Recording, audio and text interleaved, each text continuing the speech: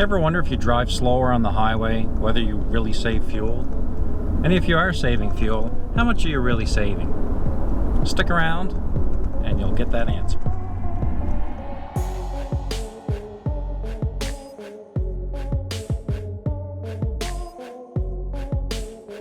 If this is your first time to the channel and you want to grow your knowledge around trucks, towing, and all things RV and camping related, start now by subscribing and click that bell notification so you don't miss a thing. I think we've all had driving experiences where you kind of wonder, am I saving fuel by driving a certain speed or certain types of roads with certain speed limits you feel like you're getting better fuel economy than others? Well, today we're going to put it to the test. So today I'm going to do a run between two interchanges on a freeway. The first run I'm going to do at 115 kilometers an hour. The second one I'm going to do at 90 kilometers an hour.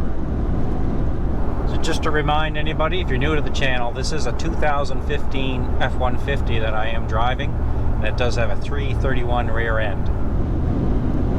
So I'm just going to use the computer in the truck to do this.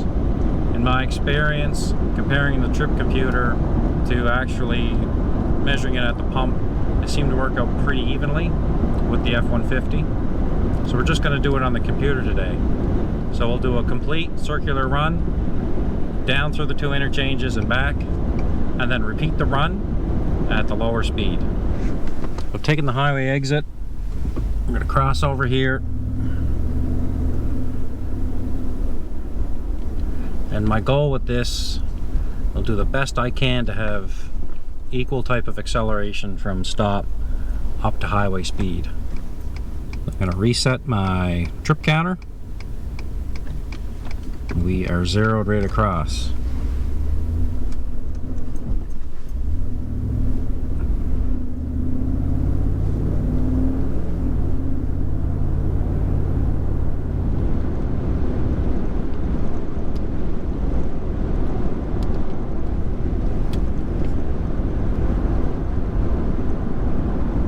We're up to 110. I've got cruise control on, and now we will start our journey. The critical part of doing this comparison is for the identical run, the same road surface around the same time of day. It is a bit breezy today, so that's what's important about doing the full run down and back and then repeating it again. Because the difference between a headwind and a tailwind, certainly with this truck, it can be significant. Just passing our first exit. At the next interchange, I will make the U-turn. The other aspect of a repeated round trip is grades. It's kind of tough to find a place with totally flat grades on any of our highways, so again, you want to do the full loop around with these types of comparisons. I'll provide a link above here. This is another video I did, was a comparison of driving in four-wheel drive compared to driving in two-wheel drive, and how much of a fuel consumption difference you should expect. It's an interesting video. I was just getting started on the channel, so it's a little rough around the edges, but it certainly answered the question for me, and it was an interesting answer. So I do encourage you, after you've finished watching this video, to jump on over to this other one. I'll also provide a link in the description below. So we're taking the exit. As soon as I hit the start of the ramp, I turn my cruise control off and let the truck glide down on an idle.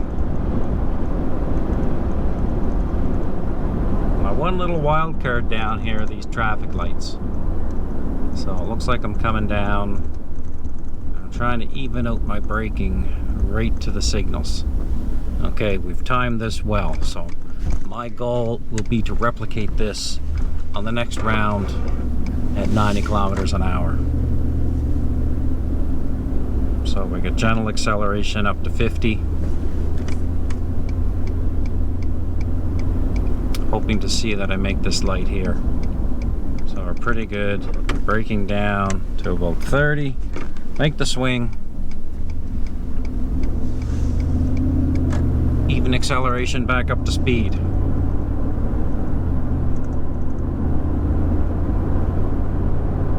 I'm getting close to the Ramco area, both when I started at the other exit and this one. I've passed about 90 kilometers an hour.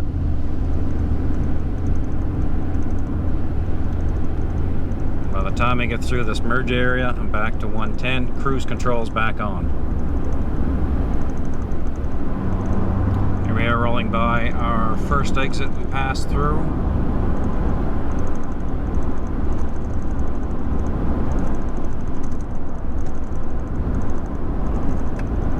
Back to the exit again. Just turned off the cruise. Let her glide in here.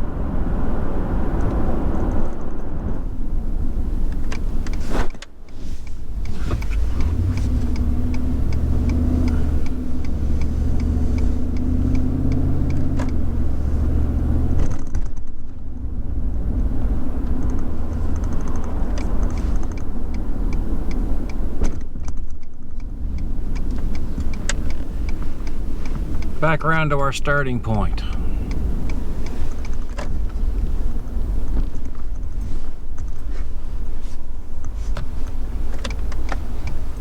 So we are at, okay, let's call it 11.9 liters per 100 kilometers, 3.4 liters used. So let's repeat at 90 kilometers an hour. So I'd started my 90 kilometer an hour run and some business come up that I had to take care of. So I did have to abandon that run. I got about a third of it done. The results were looking pretty promising. So we're just getting back to our reset point now. We'll redo the run at 90 kilometers an hour and we'll see what the results look like. So hold on tight. We're going to get it wrapped up now. We'll get back to the exact same spot where I started our 110 kilometer hour run. It's going to reset my counter. Yeah, I got traffic coming in behind me here. I'll let them go by. Then get out of my way. Do another reset and let's go. So again, this run I'll be coming up to 90 kilometers an hour, which is about 55 miles an hour.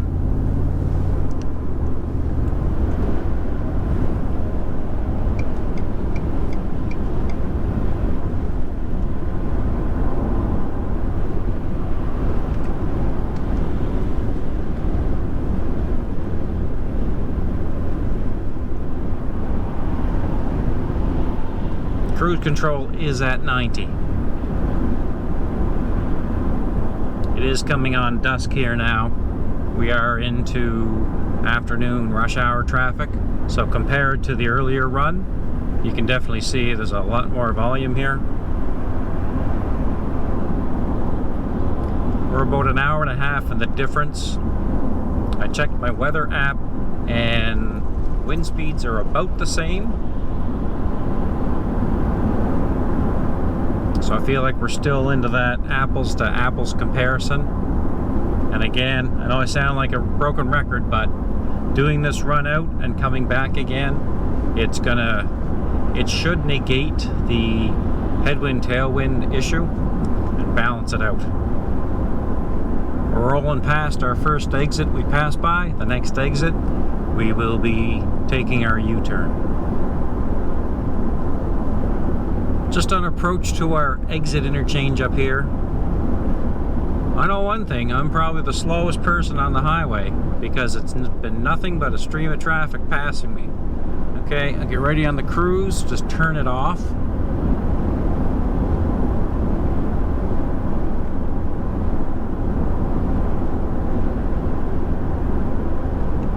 Taking the exit, the cruise is turned off, we're coasting.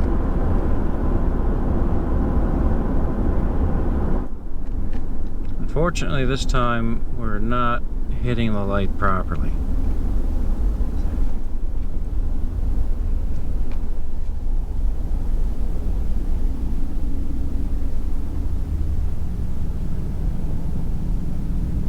So on the trip clock, we're 9 minutes 50 seconds on arrival to the lights.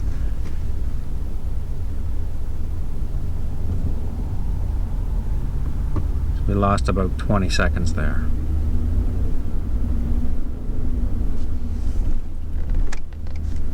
which is not too bad given the entire length of the run we're doing.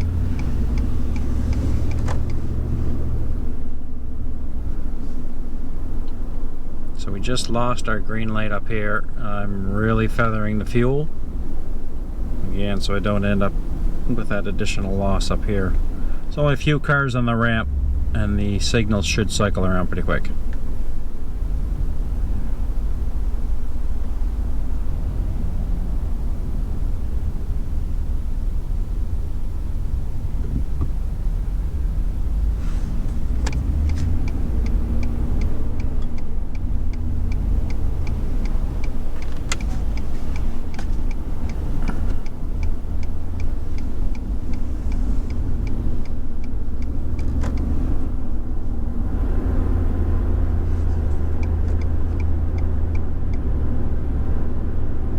Back up to speed, and we have cruise reset at 90. It's getting pretty dark now, so I will come back once we arrive back at our starting point. Well, it's near impossible for you to see because it's so dark. Taking the exit, shut off my cruise control. We are on coast, coming up the exit ramp.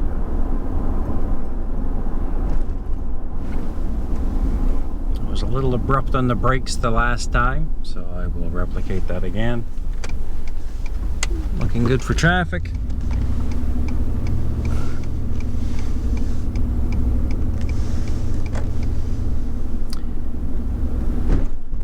That's a beautiful full moon tonight on the horizon.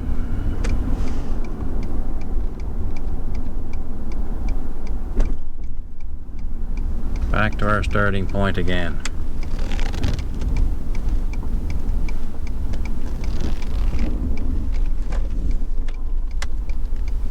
Here we are.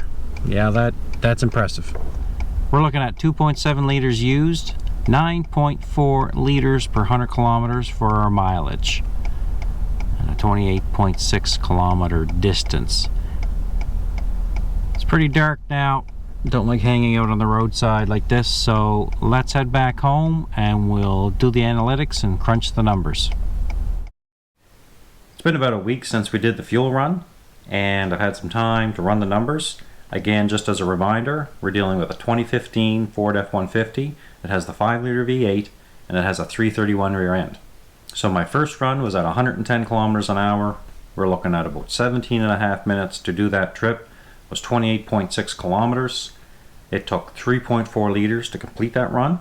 With the trip computer, was giving me 11.9 liters per 100 kilometers, and that converts into about 20 miles per gallon. We did the run again at 90 kilometers an hour. We did it in about 21 minutes and 30 seconds, and that includes a deduction for that 30 seconds that I lost at both of those sets of traffic lights at the interchange when we were doing the turnaround to come back. That run was 2.7 liters consumption, 9.4 liters per 100 kilometers fuel economy, and that's 25 miles per gallon. That's pretty darn good for that 5-liter V8. Again, that 331 rear end helps with that. If I would have had a 355 or the 373, then that fuel economy would probably drop a bit, but for the 331, that gives us the maximum fuel economy out of our truck. So with those numbers, you're looking at 25% increase in fuel consumption. 25%. You could probably argue that it's not that much because it did lose a bit of fuel at the traffic lights. And I tried to run some numbers on that. I think it was probably about a 50th of a liter that I lost there.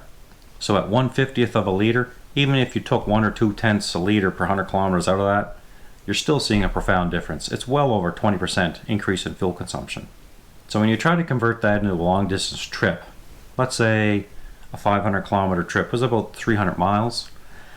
At 90 kilometers an hour, you're looking at 6 hours and 15 minutes travel, 47 liters consumption. At 110, you're looking at 5 hours, 8 minutes travel, and about 59 liters consumption. So you're looking at about 12 liters additional consumption, say 3.2 gallons. Work that out in money, you're looking at $12 to $15 savings. I can spend an extra $12 or $15. It's going to save me an hour on my trip. I can't speak for you guys, but leave a comment down below and tell me if that's worth it for your time, especially on a long distance trip. Those long distance trips, you just want to get there. You want to get it over with. Adding that extra hour on, I don't know. Plus, when you're driving at such a slower speed than everybody else on the highway, it can be painful. It just feels so painful that you're just crawling along.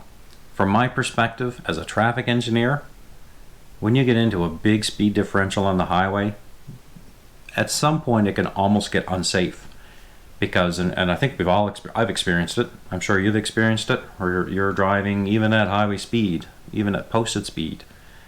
You come across somebody that's driving much slower, especially if it's busy in traffic, it can get kind of dicey, and if you're really not paying attention, that could cause an accident. So speed is an issue with collisions, but speed differential can be an issue as well when you catch that traffic at such a high rate of speed.